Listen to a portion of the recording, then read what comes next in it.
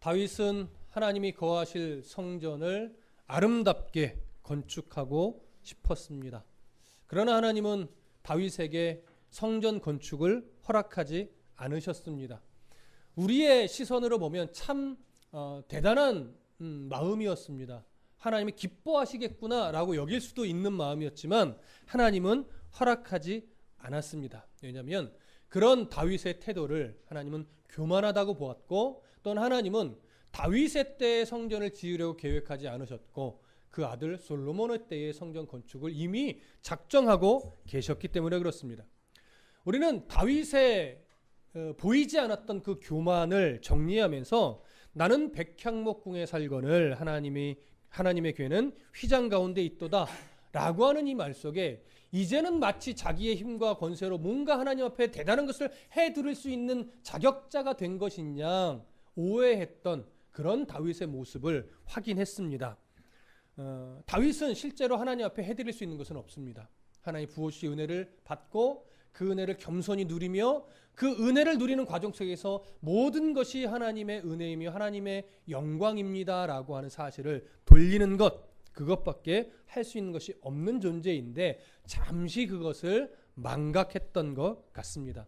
그때 만일 하나님이 다윗의 그 마음을 막지 않으셨다면 어쩌면 다윗은 하나님보다 자신을 더 중요시 여기고 하나님이 행하시는 그 일보다 자신이 행할 것을 더 중요하게 여기는, 오전 시간에 나누었던 말씀처럼 자기 생명을 사랑하는, 자기 신념을 하나님보다 더 앞세우는 이런 사람이 되었을 가능성도 충분히 있습니다.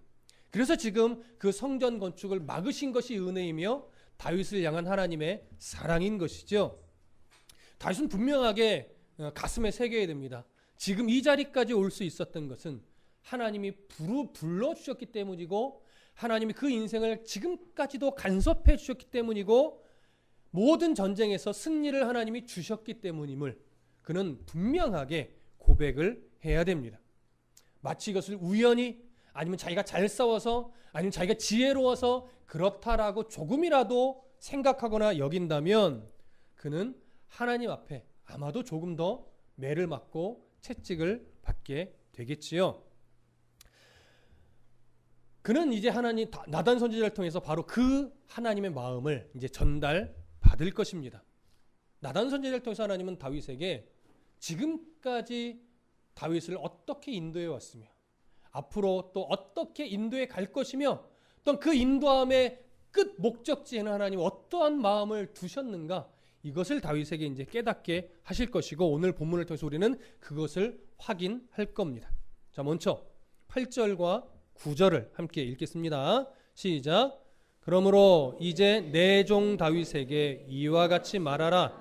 만군의 여호와께서 이와 같이 말씀하시기를 내가 너를 목장 곧 양을 따르는 데에서 데려다가 내 백성 이스라엘의 주권자로 삼고 네가 가는 모든 곳에서 내가 너와 함께 있어 내 모든 원수를 네 앞에서 멸하였은즉 땅에서 위대한 자들의 이름같이 네 이름을 위대하게 만들어 주리라. 자, 하나님이 다윗을 어떻게 인도하셨습니까? 그저 막내 아들로서 다른 아들들보다 전혀 인정받지 못하고 그저 목동의 일을 하고 있던 막내 아들 다윗을, 아무도 거들떠보지 않고 있던 다윗을 하나님은 지켜보셨고 선택하셨습니다. 그가 뭐 특별해서는 아니었습니다. 그저 하나님의 선택이었고 그를 불러내셔서 이스라엘의 주권자로 삼았다라고 하는 것이 오늘 8절의 말씀입니다. 그렇게 주권자로 삼으신 후에도 그를 그냥 내버려 두시지 않고 그가 가는 모든 것, 또 그가 싸우는 모든 전쟁에서 하나님이 승리를 주셨습니다. 그래서 위대한 이름들이 이 땅에 존재하는 것처럼 그들보다도 더 위대한 이름으로 하나님이 만들어 주신 겁니다. 그래서 지금 평화의 시대가 온 것이죠. 이 순간 다윗은 그저 하나님 앞에 엎드리고 감사하며 하나님이 행하라 하신 일을 순종하는 것밖에 그가 할 수 있는 일은 없는 것인데 그의 교만이 잠시 어떻게 흘러갔어요? 이제는 좀 뭔가 하나님 앞에 내가 해 드려야 되겠다. 이런 식의 교만을 부리게 되었던 겁니다. 자, 이제 다윗은 그 교만을 좀 지적을 받고 있죠. 어떻게 지금 이 자리까지 오게 된 것인지를 나단 선지자를 통해서 말씀을 들었습니다. 그리고 10절부터 13절까지 또 읽어보겠습니다. 시작. 내가 또 내 백성 이스라엘을 위하여 한 곳을 정하여 그를 심고 그를 거주하게 하고 다시 옮기지 못하게 하며 악한 종류로 전과 같이 그들을 해하지 못하게 하여 전에 내가 사사에게 명령하여 내 백성 이스라엘을 다스리던 때와 같이 아니하게 하고 너를 모든 원수에게서 벗어나 편히 쉬게 하리라. 여호와가 또 네게 이르노니 여호와가 너를 위하여 집을 짓고 네 수완이 차서 네 조상들과 함께 누울 때에 내가 네 몸에서 날씨를 네 뒤에 세워 그의 나라를 견고하게 하리라. 아멘. 자, 하나님은 다윗에게 그의 왕권을 보장해 주겠다라고 하는 약속을 지금 하고 계십니다. 그러면서 성전 건축에 대한 약속도 지금 해주고 계십니다. 우선 10절부터 11절의 내용을 보면요, 하나님께서요, 내가 또 내 백성 이스라엘을 위하여 한 곳을 정하여 그를 심고 그를 거주하게 하고 다시 옮기지 못하게 하며 악한 종류로 전과 같이 그들을 해하지 못하게 하여라고 합니다. 어느 시대를 지금 말씀하는 거냐면 사사시대 그 수많은 전쟁들 속에서 이스라엘이 때로는 압제를 당하고 때로는 사사를 통해서 다시 구원을 받고 또 압제를 당하고 또 구원을 받았던 이런 마치 격변의 시기를 살아왔던 것과 같은 그 사사시대, 바로 그때를 이야기하는 겁니다. 그때와 같이 수많은 전쟁들로 인해서 힘겹게 만들지 않겠다, 이런 의미예요. 그래서 11절에 전에 내가 사사에게 명령하여 내 백성 이스라엘을 다스리던 때와 같이 아니하게 하고 너를 모든 원수에게서 벗어나 편히 쉬게 하리라. 여호와가 또 내게 이르노니 여호와가 너를 위하여 집을 짓고, 이렇게 이야기를 하는 것이죠. 여기서 말하는 집은 무슨 의미일까요? 다윗이 살 집일까요? 아니요. 그에게 하나님이 주신 왕권을 이야기하는 겁니다. 너의 왕위, 너의 왕권, 이것을 내가 세워주겠다라고 하는 의미가 되는 것이죠. 자, 실제로 하나님은 다윗에게 수많은 전쟁에서 승리를 주셨습니다. 그리고 지금 이때는 그 어느 족속도 어느 나라도 다윗이 왕으로 있는 이 이스라엘 향하여 적대하는, 대적하는 나라가 이제는 없었습니다.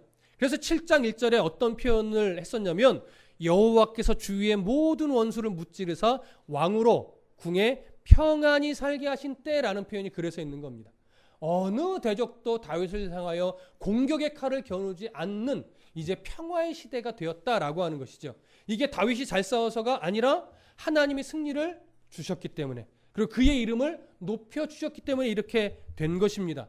그래서 이 평화의 약속을 주신 다음에 11절과 12절을 보면 이렇게 말해요. 12절에서 특히 네 수완이 차서 네 조상들과 함께 누울 때에 내가 네 몸에서 날 네 씨를 내 뒤에 세워 그의 나라를 견고하게 하리라. 자, 왕권만을 세워주겠다는 것이 아니라 또 무엇도 약속해요? 성전 건축에 대한 약속도 해 주십니다. 근데 성전 건축은 누구 때에? 네 몸에서 날 내 씨, 그를 통해서 성전을 지어요. 그래서 우리는 이것을 역사를 통해서 누구임을 이제 알아요? 솔로몬임을 아는 거예요. 자, 그러면 13절에 이런 표현을 보셔야 돼요. 그는 내 이름을 위하여 집을 건축할 것이요. 나는 그의 나라 왕위를 영원히 어떻게 해요? 견고하게 해요. 자, 그럼 보십시오. 솔로몬이 하나님의 이름을 위하여 뭘 지어요? 성전을 건축할 거예요. 그리고 나서 하나님은 또 그의 나라, 다윗으로부터 솔로몬에게 이어지는 그 왕위를 견고하게 하는데 얼마만큼 견고하게 한대요? 영원히 견고하게 한대요. 그럼 생각해 보십시오. 이 땅의 왕위가 영원히 견고할 수 있나요? 우리 다니엘서에도 계속해서 보지만 이 세상의 나라는 영원하지 않아요. 흥망성쇠를 거듭해요. 그러나 다니엘서에서 결론적으로 말하는 건 뭐예요? 세상의 권세, 세상의 나라는 영원한 것이 하나도 없으나 어느 나라만 영원하다? 하나님의 나라, 하나님의 권세만 영원하다. 이스라엘은, 역사적 이스라엘은 이 땅의 나라입니까? 하나님의 나라입니까? 이 땅의 나라예요. 여러분, 역사적인 이스라엘은 하나님의 나라라고 말씀하시면 안 돼요. 역사적인 이스라엘은 이 땅의 나라예요. 그러니 그런 역사적인 이스라엘에서 주어진 왕권은 영원할 수 있습니까? 영원할 수 없습니까? 영원할 수 없지요. 그럼에도 불구하고 다윗을 출발점으로 하고 하나님이 왕권을 견고하게 해주시겠다라고 약속하면서 그의 왕위를 영원하게 세우겠다라고 약속해 주셨어요. 그럼 하나님의 약속이 거짓일까요? 아니죠. 그러니 다윗의 왕권은 이 땅에서만 머무르는 것이 아니라 끝내 누구를 바라보는 왕권이에요? 예수 그리스도를 바라보는 왕권이지. 그래서 영원히 이 왕권을, 영원히 이 나라를 견고하게 해주겠다라고 약속하시는 거예요. 그러니 이미 다윗 시대에는, 또 성전은, 다윗의 왕권은 누구를 향해 있는 거라고요? 예수 그리스도, 왕 되신 예수 그리스도, 제사장이신 예수 그리스도, 그분에게로 모든 초점이 지금 다 맞춰지고 있는 겁니다. 그래서 그 영원한 하나님의 나라에 대한 약속이 상징적으로 담겨있는 언약이 뭐냐? 바로 성전을 지어주고 왕권을 영원히 해주시겠다고 하는 하나님이 다윗과 맺어주신 이 언약인 거예요. 그러니 다윗 언약은 단순하게 이 땅에서만 유효한 언약이 아니라 하나님의 나라를 이미 상징적으로 담고 있는 그런 영원한 언약이 되는 것이죠. 그러면 이 다윗과 맺은 언약은 현재도 진행 중일까요? 아닐까요? 그렇죠. 현재도 진행 중이죠. 우리도 그 약속 안에서 지금 이 주어진 삶을 살아가고 있는 거예요. 그럼 그 역사적 시선을 우리가 바라볼 수 있어야 됩니다. 자, 14절 15절 함께 읽습니다. 시작. 나는 그에게 아버지가 되고 그는 내게 아들이 되리니 그가 만일 죄를 범하면 내가 사람의 매와 인생의 채찍으로 징계하려니와 네가 네 앞에서 물러나게 한 사울에게서 내 은총을 빼앗은 것처럼 그에게서 빼앗지는 아니하리라. 자, 지금까지 다윗에게 주신 이 영원한 약속, 예수 그리스도의 왕권, 그의 나라가 상징적으로 담겨있는 이 약속을 해주신 다음에 그 약속을 기초로 해서 내가 이 약속을 이루어 갈 텐데 그 이루어가는 과정 속에서 너와 아버지와 자녀의 관계를 내가 세우겠다. 이런 말씀을 해주시는 거예요. 다윗에게 한 약속이지만 이 약속은 다윗에게만 해당될까요? 오늘 우리에게도 해당될까요? 그렇죠. 다윗의 후손인 우리들에게까지도 적용이 되는 약속이에요. 그래서 나는 그에게, 나는 지금 우리들에게, 하나님이 우리들에게 아버지가 되고 또 우리는 하나님에게 아들이 된대요. 그래서 잘 들으십시오. 만일 우리가 하나님 앞에서 죄를 범하면 뭐 하시겠대요? 사람의 매를 대겠대요. 인생의 채찍을 대겠대요. 이것은 죄에 대한 심판이 아닙니다. 아버지가 자녀를 훈육하기 위한, 훌륭한 자녀로 만들기 위한 아버지의 징계예요. 아버지로서의 징계. 그러니 하나님의 이 영원한 약속을 이행해 가는 과정 속에서 우리를 자녀 삼으신 하나님이 우리가 하나님 앞에서 잘못된 길을 갈 때 사람의 매와 인생의 채찍으로 우리를 징계하는 것은 심판입니까? 사랑입니까? 사랑이죠. 그런데 우리는 그 하나님의 우리에게 내리는 매와 채찍을 사랑으로 받으십니까? 원망으로 받으십니까? 그렇죠? 우리는 많은 순간 이걸 사랑으로 잘 받아내지 못해요. 왜냐하면 때로는 너무 아프거든요. 이해되십니까? 때로는 정말 내가 이 징계를 견뎌낼 수 있을까 싶을 만큼 아플 때가 참 많아요. 그래서 나도 모르게 원망이 나가는 거예요. 근데 아버지 되신 하나님은요, 놀랍게도 우리가 원망으로 쏟아내는 말조차도 자녀이기에 그걸 원망으로 받지 않고 안쓰러움으로 받으세요. 이건 부모된 분들은 다 알아요. 어떤 자녀가 부모의 마음을 다 헤아려서 모든 말을 다 이렇게 곱게 하겠습니까? 때로는 나도 모르게 부모의 마음에 이렇게 송곳 같은 말을 나도 모르게 던지기도 하고, 그 마음 아프게 의도하지 않아도 그 마음 아프게 나도 모르게 툭 나가기도 하고 그 말 한마디가 부모의 마음을 얼마나 상처낼지도 모르고 그냥 던질 때가 있어요. 근데 부모는 그거를 어떻게 받아요? 아휴, 그래도 내 자식이 얼마나 힘들면 얼마나 어려우면 이렇게 받는 거예요. 여러분 하나님 아버지의 마음이 다를까요? 하나님 아버지도 동일합니다. 오히려 육신의 부모보다 하나님 아버지의 마음이 더 깊고 넓어서 우리가 그렇게 원망하고 하나님 앞에 쏟아냈던 그 불편한 말들, 그것이 오히려 하나님 앞에는 우리를 향한 안쓰러움. 이래서 이러죠. 그래도 이겨내야 된다. 그래도 견뎌내야 된다. 그 매와 그 채찍이 너를 살릴 거야. 그 하나님, 아버지 되신 하나님의 마음이 이 표현 속에서 느껴지셔야 돼요. 그리고 그러면서 잘 보세요.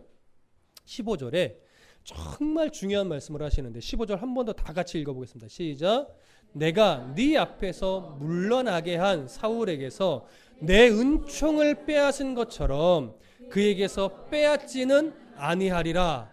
이게 얼마나 놀라운 약속이냐면 네가 아무리 실수하고 아무리 죄를 짓고 아무리 나를 향하여 원망의 말을 쏟아낸다 할지라도 내가 너를 훈육하기 위해서 인생의 사람의 매를 대고 인생의 채찍은 된다. 내 가슴이 찢어져도 된다. 매를 댈 것이다. 그러나 사울에게서 은총을 걷어가게 했던 것처럼 너를 향한 은총은 내가 절대 거두지 않는다. 자, 이것이 왜 놀라운 이야기냐? 하나님은요, 다윗에게 있어서 너 잘못하면, 너 범죄하면, 너 실수하면, 너 넘어지면 이 약속 내가 이제 깬다? 이렇게 말하지 않았다는 거예요. 다윗에게서 조건을 걸지 않았어요. 너의 왕위를 내가 견고하게 해주고 성전을 짓게 해줄 것이고 그래서 영원히 그 왕위를 지킬 건데 너는 이렇게 해야 돼라고 하는 조건을 걸지 않았단 말이에요. 내가 이 약속은 지킬 거야. 이 약속을 지켜서 끝내 이루기는 할 건데 너를 방관하지는 않아. 왜? 내가 너를 자녀 삼을 거니까. 그래서 그 언약이 성취되는 과정 속에서 너를 내가 자녀답게 만들기 위해 때로는 사람의 매를 대고 때로는 인생의 채찍을 대지만 너와의 약속은 그것 때문에 내가 약속을 깨거나 약속을 안 이루어주거나 하는 것은 있다 없다? 없다. 이것이 놀라운 거예요. 여러분 다윗 이전의 구약시대는요 하나님께서 어떤 작정하심 가운데 늘 이런 표현을 썼어요. 율법을 어기면 어떻게 된다? 언약이 깨진다. 율법을 어기면 죽는다. 그런 식의 표현이 종종 있어요. 물론 하나님의 의도는 버림은 아니에요. 그만큼 단호하고 그만큼 죄에 대한 무서움을 알려주기 위한 의도이긴 하지만 그런 표현을 하시다가 이제 바뀌어요. 언약 성취의 근거를 다윗에게 두지 않아요. 사람에게 두지 않아요. 누구에게 둬요? 신실하신 하나님 자신에게 두는 거예요. 이게 은혜이고 감사입니다. 여러분 오늘도 우리에게 하나님이 예수를 믿고 구원에 얻는 건 좋다. 그런데 구원받은 백성답게 똑바로 살지 않으면 너의 구원을 취소시킬 거야. 만약에 하나님이 이러셨다면 자 오늘 이 자리에서 예배할 수 있는 사람 몇 명 될까요? 저는 여기서 설교할 수 있을까요? 저도 못 올라오고 여러분도 여기 앉아 있을 수 있는 사람 하나도 없지요. 우리가 강단에서 말씀을 전하고 여러분들이 말씀을 들으며 함께 말씀과 함께 살아가는 씨름을 할 수 있는 이유가 뭐예요? 구원의 조건을 우리에게 두지 않으셨기 때문에 가능한 거예요. 우리가 얼마나 죄덩어리인지를 아시니까 얼마나 죄의 습관을 이겨내지 못하는 연약한 존재인지를 아니까 그래서 구원의 조건은 하나님 자신에게 두고 자신의 아들 독생하신 아들 예수 그리스도에게 그것을 성취하게 하시고 우리는 그 이름에 걸맞는 자녀가 되게 하기 위해서 하나님은 끊임없이 우리를 삶을 간섭하시며 사람의 매를 대고 인생의 채찍으로 그 사랑을 해 가시면서 우리를 성숙하게 만들어 가시는 거예요. 이것이 신앙의 신비인 겁니다. 자, 이런 질문 드려볼까요? 여러분들이 교회 모든 행사에 참여하고 할 수 있는 헌신과 봉사 다 하고 정말로 최선을 다해서 헌금 생활할 때 그때 하나님 여러분들을 향한 하나님의 사랑과 이런저런 이유로 봉사도 못하고 헌금도 잘 못하고 교회도 열심히 나오지 못하고 자, 그럴 때 우리를 향한 하나님의 사랑과 같을까요? 다를까요? 같아요? 정말이에요? 더 사랑하세요? 하나님의 사랑은요, 여러분들이 열심을, 그러니까 교회 안에서의 이 생활에 열심을 낼 때나, 때로는 어떤 이런저런 이유로 교회 생활에 열심을 내지 못할 때나, 우리를 향한 하나님의 사랑은요, 변함이 없습니다. 이것은 어떻게도 적용을 꼭 하셔야 되냐면, 내가 열심히 봉사할 때는 하나님이 주지 않을 복도 더 주고, 열심히 안 할 때는 줄 복도 안 주고, 이런 식으로 우리를 대하지 않으신다는 거예요. 그럼에도 불구하고 우리에게는 어떤 긴장감이 필요할까요? 이렇게 살다가 하나님이 다 가져가시지. 여러분, 하나님 때로는 우리를 일깨우기 위해서 가져가는 경우도 있어요. 그렇죠? 그러나 이건 단순하게 우리가 잘못했으니까 난 가져간다, 너 잘했으니까 더 줄게, 이런 차원이 아니라는 거예요. 내 자녀를 더 내 자녀답게 만들기 위해서 때로는 걷어가시기도 하는 것이지, 우리의 잘함과 우리의 못함 때문에 하나님의 어떤 주실 복이 올라가고 내려가고 이러지는 않단 말이에요. 변함없이 사랑하시는 그 하나님은요, 어느 때든 동일하게 줄 것을 늘 주고 인도해 가세요. 우리가 깨닫지 못할 뿐이에요. 하나님의 사랑은 이렇다고요. 근데 우리는 자꾸 우리의 종교적 성향 때문에 내가 열심을 내면 하나님 뭔가 더 주실 것 같고, 열심을 못 내면 덜 주실 것 같고, 이러한 식의 오해를 해요. 자, 여러분은 자녀에게 그러신가요? 육신의 부모는 때로 좀 얄미운 자식이 있을 수도 있죠. 때로는 이놈 2,000원 줄 거 1,000원밖에 안 줄 때도 있죠. 얄미워가지고. 그건 육신의 부모고, 보편적인 부모와 자식의 관계에서는요, 아무리 자식이 까불고 말도 지질하게 안 들어도 줄 거는 다 주면서 욕을 한단 말이에요. 이상하게 줄 거 다 주면서 이놈의 자식아 하면서 욕을 하지만 줄 거는 다 줘. 그게 부모잖아요. 하나님은 더 하시면 더 하시지 덜 하시지는 않습니다. 그게 우리를 향한 아버지 되신 하나님의 사랑이에요. 그 사랑을 받으며 누리는데 우리는 이상하게 하나님 앞에 늘 부족하니까 늘 더 달라고만 하는 거지. 그게 참, 그렇죠? 조금만 더 성숙한 하나님의 자녀가 됐으면 좋겠는데 왜 이렇게 성숙한 자녀가 되는 게 좀 이렇게 어려운지. 그래도 하나님은 여전히 우리를 사랑하는 아들로 딸로 변함없이, 우리의 모습이 어떠하든지 간에 변함없이 우리를 사랑하십니다. 16절, 17절 함께 읽겠습니다. 시작. 네 집과 네 나라가 내 앞에서 영원히 보존되고 네 왕위가 영원히 견고하리라 하셨다 하라. 나단이 이 모든 말씀들과 이 모든 계시대로 다윗에게 말하니라. 자, 16절 보세요. 네 집과 네 나라가 내 앞에서 영원히 보존되고 네 왕위가 영원히 견고하리라라고 전해라 그랬더니 그렇게 전했다라고 하는 거예요. 잘 보세요. 네가 다윗에게, 또 물론 우리에게도, 네가 죄를 범할지라도 이 약속은 변함이 없어. 다만 내가 너를 더 성숙한 내 자녀 삼으려고 내가 사람에 매는데, 그러나 이 약속은 변함이 없을 거야. 네가 더 어그러진 길로 간다 하면 내가 인생의 채찍은 되겠지. 그런데 내가 너를 더 성숙하게 양육해서 이 약속을 성취하는 일에는 흔들림이 없을 거야. 이 약속을 해주는 거죠. 왜냐하면 하나님의 양육은요, 자기 자녀를 향한 하나님의 양육은 오래 기다리시기는 하지만 실패함이 있을까요, 없을까요? 그래서 전능한 하나님, 실패함이 없으시기 때문에, 그래서 하나님은 끝내 우리를 다듬어 내실 것이고 이 약속은 성취될 것이고 마지막 때, 그때 우리는 이 약속을 누리는 성도가 될 겁니다.